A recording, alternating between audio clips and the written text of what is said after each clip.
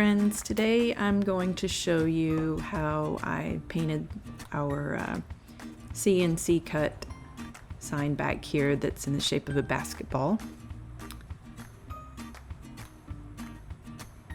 So when I originally made this video, or this series of videos, I was talking on camera and decided I was talking a little bit too much, made the videos a little bit too long, so I'm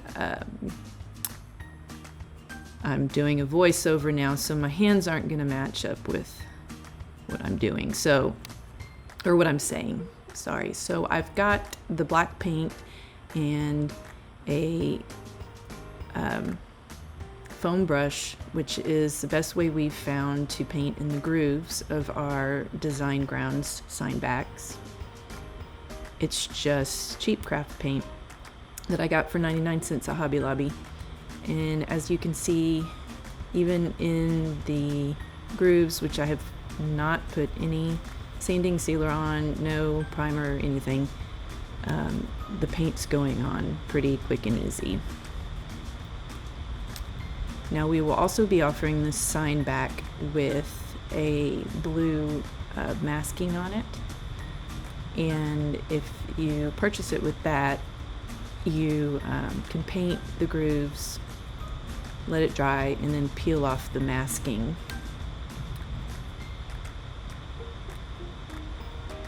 You wouldn't have to do the step that I'm going to do next. Got a smaller brush to fill in where I miss with the foam brush.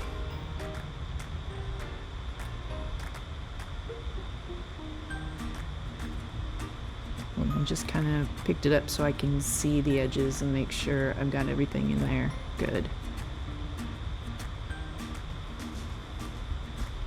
From experience, it's best to make sure you've got it all in there good on this first try, because once you've sanded and painted the top, you're not going to want to, it's fidgety to go back in and fix it. Now I've got my Festool hand sander. If you can get your hands on a Festool sander with the dust extractor, I highly recommend. My husband named his Jenny because he loves it almost as much as me. Other hand sanders will do also, but anything green, the Festool brand is crazy good, but they're priced that way too. So I'm just sanding the paint off of the surface so that it's easier to get the next layer on, which of course is going to be orange. I think when I start painting the orange, I wish I had sanded it a little bit more, but the main goal is to get off any clumps, so even when you have the paint on there real good, you won't see any weird clumpiness. I'm just taking my brush and getting off any extra dust, which isn't much because that dust extractor is great. I'm using some more craft paint, finding a place where I've got dry, and then I also decide to just slap it on there because that makes it easier. Now one tip I think what I'm about to do here is I have a little bit too much paint on my brush. Make sure you don't have too much. It's best if you have a brush that'll go all the way across your groove there, so that you don't see. I got some in the groove, so I'm gonna have to go back later and repaint that in. But if you're careful and your brush goes all the way across the groove, you don't have too much paint, you ought to be able to do this without any masking and without having to go back and fix it later. I think that's the only place where I mess up. And of course, you're looking at it twice as fast as I was really doing it, so definitely paint slower than you're seeing here. And you can still see some of the black through the paint that I didn't sand all the way off, so that's why I said before that it's probably best to get as much of the paint off as you can. It just makes it easier. But this surface doesn't have any primer on it. It's not sealed with sanding sealer. This is exactly the way you'll get it when you purchase it from gunnercreativewoodworks.com. This one is 15 inches and it's a 1/2 inch thick. It's HDF or a highly refined MDF material. Much easier to work with than the regular MDF you would get at Lowe's or Home Depot.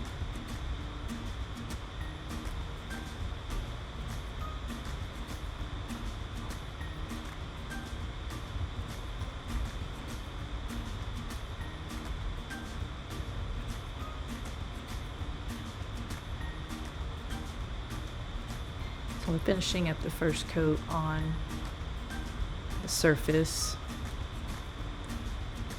making sure it's all nice and smooth. And you can tell in most places I didn't have to worry about getting in that groove, pointing out the places where I wish I had sanded, and I'm going to have to go back and do a second coat. Here I am doing the second coat over the places where the black paint showed through. Now, if you use a thicker, more expensive paint, it could be that you only have to do one coat.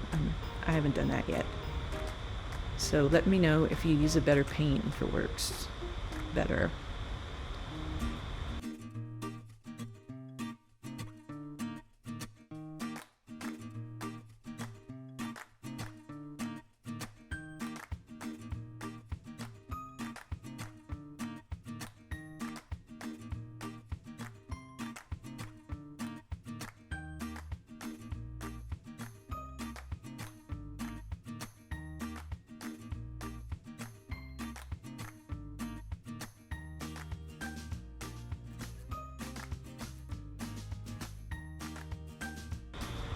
I'm going to start painting the edge the same orange color.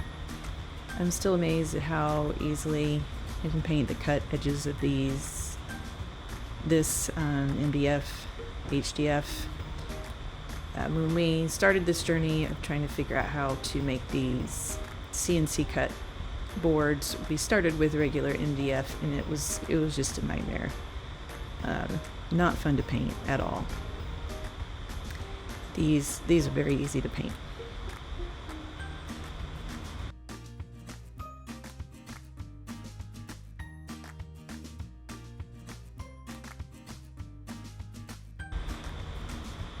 Now I've let it dry. I'm going to go back with a little bit of black and fix those areas that I messed up with a small brush.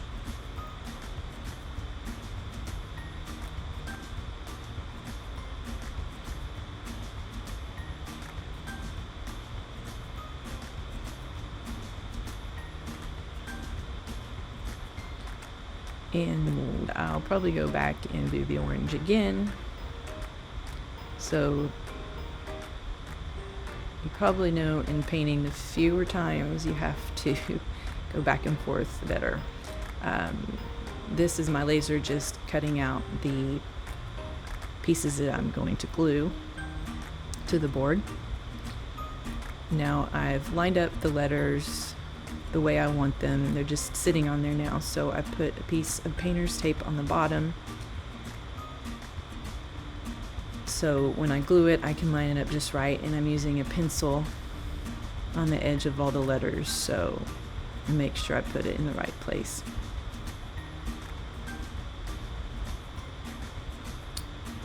If I'm doing a sign that's going to be inside, I just use Elmer's. I've never had any trouble with anything falling off of an indoor sign when I use Elmer's. I also use Elmer's to glue together Christmas ornaments, and never had any trouble with those either. But you can use whatever glue you like. Elmer's tends to see next to that Y right there. It's squeezed out a little bit.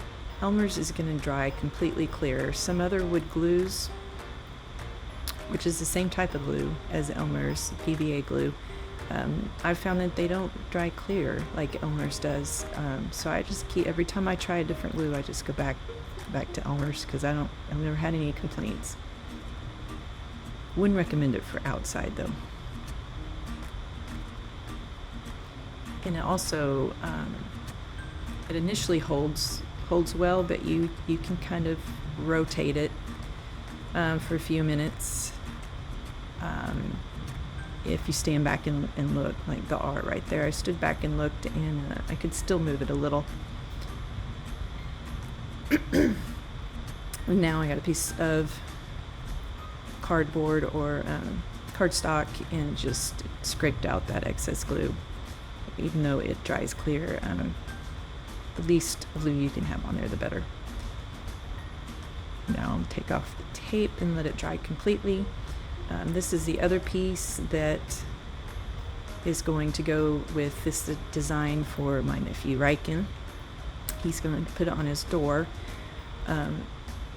but we have to mail it to him, so I decided to just draw a line with the pencil where it needs to go, and tell them to put some glue on the back, line it up, and scoot it up just a little to cover up that pencil mark. I'm going to ship it like that because I'm afraid that will break otherwise. Here's the final piece. Let us know if you have any questions. Thank you for watching.